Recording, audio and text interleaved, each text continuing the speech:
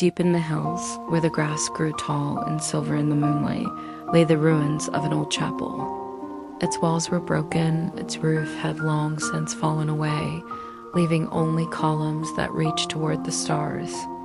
The villagers avoided it, calling it cursed. But travelers who found themselves lost on quiet nights sometimes stumbled upon it, and those who did often returned with stories they could not explain.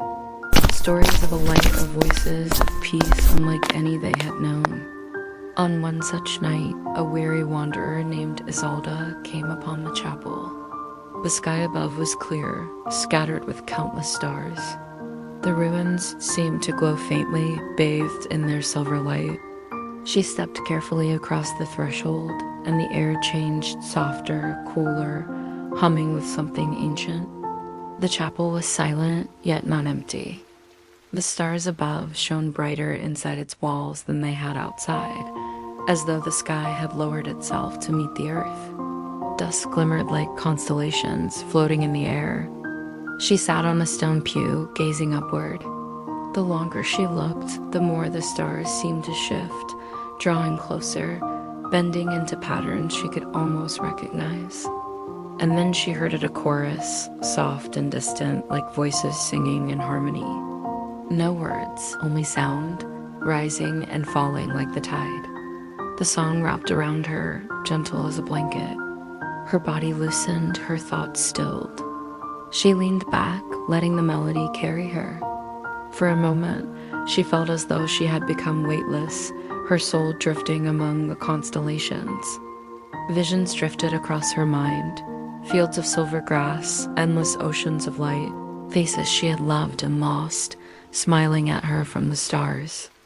She felt no fear, only calm, as though she had been welcomed into something vast and eternal. Hours passed, or perhaps only moments.